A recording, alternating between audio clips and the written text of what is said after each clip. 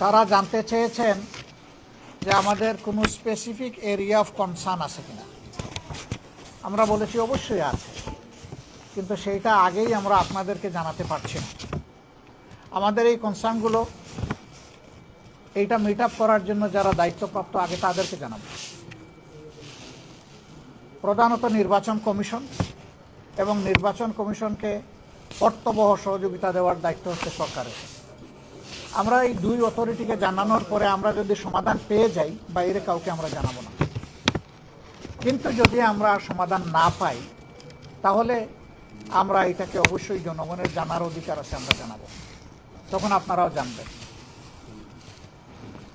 তারা এটা জানতে চেয়েছেন যে আগামীতে যদি আমরা সরকার গঠন করি, তাহলে আমাদের রিলেশন দুনিয়ার বিভিন্ন দেশের সাথে কেমন হবে, আমাদের নাইবরদের সাথে কেমন হবে। আমরা স্পষ্টভাবেই বলেছি যে বিশ্বের সবগুলা শান্তিকামী, সভ্য এবং গণতান্ত্রিক রাষ্ট্র যেগুলো আছে সবার সাথেই আমাদের সম্পর্ক থাকবে, বন্ধুত্বের সম্পর্ক। যারা আমাদের প্রতিবেশী তাদের সাথে অবশ্যই প্রতিবেশী সুলভ সম্পর্ক আমাদের থাকবে, এবং আমরাও প্রত্যাশা করব তারাও আমাদের সাথে প্রতিবেশীর মতোই আচরণ করবেন। সেই আচরণটা হবে পারস্পরিক শ্রদ্ধা এবং সমতার ভিত্তিতে। আমরা কোনো ক্ষেত্রেই কোনো অসমতা দেখতে চাই না। আমাদের ফরেন পলিসির ব্যাপারে, রিলেশনসের ব্যাপারে আমরা বলেছি যে আমরা কোনো নির্দিষ্ট রাষ্ট্রের দিকে ঝুঁকতে চাই না, বরঞ্চ সারা বিশ্বের সাথে বন্ধুত্ব আর সমন্বয় রক্ষা করেই আমরা আমাদের দেশকে সামনে এগিয়ে নিতে চাই। তারা এটা জানতে চেয়েছেন সমাজের কোন সেকশন আমাদেরকে সাপোর্ট দিচ্ছে বেশি। আমরা বলছি কোনো আলাদা সেকশন না, সবাই দিচ্ছে। তবে যুবকরা বিশ্বাস করে তাদের অ্যাসপিরেশন ফুলফিল করার জন্য জামাত যদি কোনো কমিটমেন্ট দেয়, সেটা জামাত রক্ষা করবে।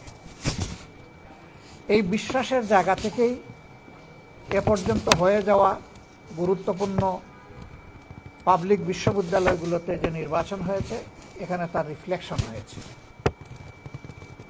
যুবশক্তির সেখানে রিফ্লেকশন দেখা যাচ্ছে।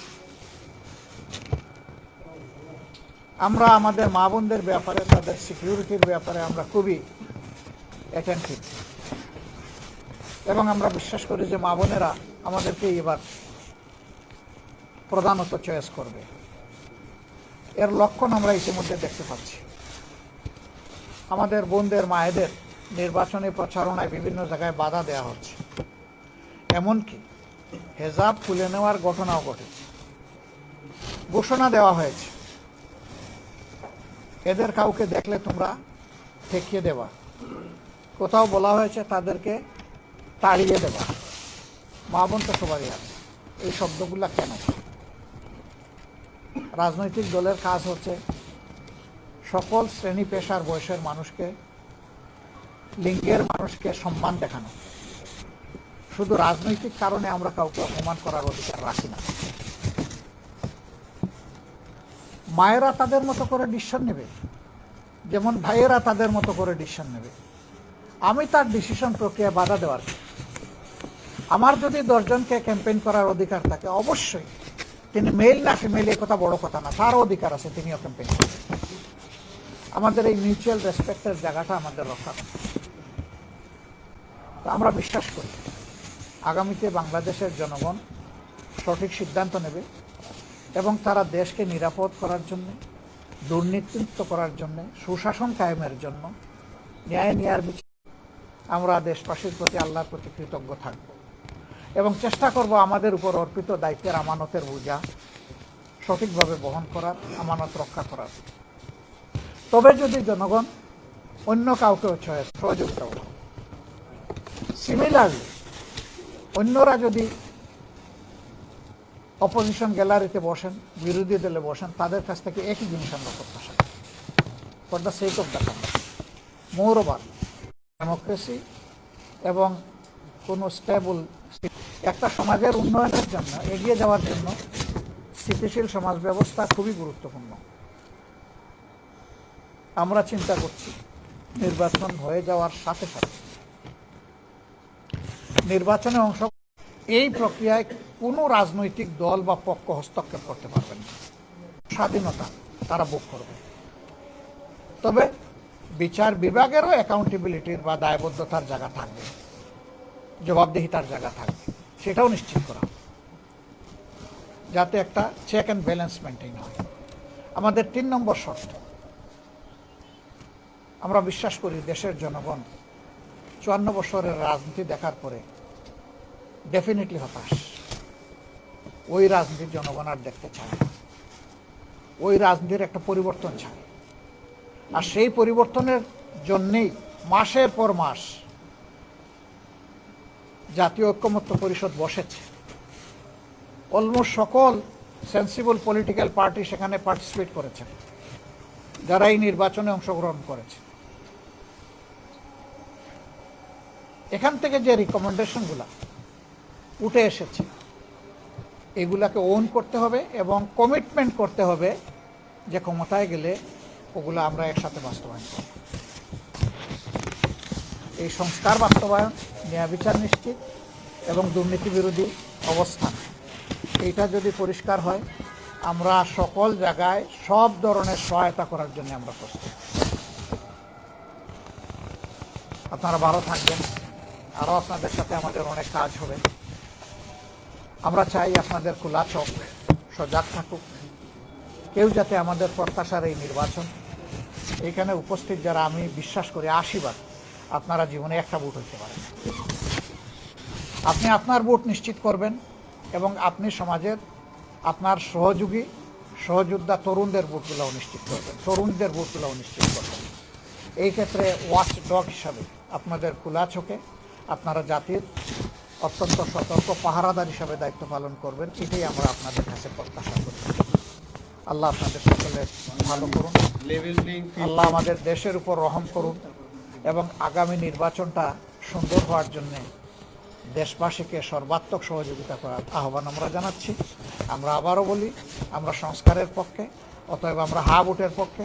আমরা জানি সারা দেশবাসী সংস্কার চাই, তাদেরকেও আমরা অনুরোধ করব আপনাদেরও অবস্থান দলীয়, যাকে আপনি ভোট দিবেন, কিন্তু দেশের স্বার্থে আপনি রেফারেন্ডামে হা বলবেন। ধন্যবাদ। উনি একটু আগে শুরু করেছেন নির্বাচনের সংখ্যার কথা বা লেভেল প্লেইং ফিল্ডের কথা আপনারা বারবার বলে আসছেন, তো এই বিষয় নিয়ে নির্বাচনী সংখ্যার কোনো কথা তাদের সাথে আলোচনা হয়েছে কিনা, বা আপনারা এরকম না, আমরা কিছু কথা যে আলোচনা করি নাই তা না, তারা স্পেসিফিক কিছু জিনিস জানতে চেয়েছিলেন। আমি বলেছি যে এইগুলো আগে আমরা বিভিন্ন জায়গায় দিচ্ছি, ইতিমধ্যে 2-1টা প্রতিকার আমরা পেয়েছি। আমরা আশাবাদী থাকতে চাই যে আমাদের ইন্টারনাল মেশিনারি তারা এটা করবে, কিন্তু তারা যদি ফেল করেন আমরা এটা পাবলিকের কাছে সবার কাছে নিয়ে যাই। একটু উনাকে দেখ, উনি এর করে চাইছিলেন। আপনি বলেছেন যে নারীদের ব্যাপারে বাধা দেওয়া হচ্ছে, নারী আমি 2 দিন আগে বলেছেন যে লেভেল প্লেইং ফিল্ড এখনো হয়নি। সব কিছু মিলে ইউরোপীয় ইউনিয়ন জানতে চেয়েছে আপনারা কোনো আশঙ্কা করছেন কিনা সুষ্ঠু নির্বাচন। হ্যাঁ, জানতে চেয়েছি। তো আপনারা সুষ্ঠু নির্বাচনের ব্যাপারে এখনো তো মনে করছেন যে নির্বাচনী পরিবেশ তৈরি হয়নি? না, নির্বাচনী পরিবেশ তৈরি হয় না। আপনারা যে কোনো সময় এই যে কথাগুলো বলছেন, এটা বলার পরে শেষ মুহূর্তে আপনারা নির্বাচন বয়কটের কোনো আশঙ্কা আছে? দেখেন, আমরা দেশের প্রত্যেকটা ক্রেডিবল ইলেকশন আমরা পার্টিসিপেট করেছি। একটা নির্বাচনে শুধু আমরা বয়কট করেছি, এটা ছিল 18 সালের নির্বাচন, যেই নির্বাচনটাকে মিডনাইট ইলেকশন বলা হয়। সেই নির্বাচনে যখন আমাদের সামনে পরিষ্কার হয়ে গেল যে এটা কোনো নির্বাচন না, তখন নির্বাচনের দিন দুপুর 12:30টায় আমরা নির্বাচন থেকে সরে দাঁড়াই। আমরা এবার মনে করি এই ধরনের কোনো পরিবেশ সৃষ্টি হবে না, হতে দেওয়া উচিত না। এটাকে যে কোনো মূল্যে এনশিওর করতে হবে যে ফেয়ার ইলেকশন হবে। এবারকার ইলেকশন যদি হাত ছাড়া হয় এই জাতির, আমরা জানি না এই জাতিকে কত মূল্য পরিশোধ করতে হবে।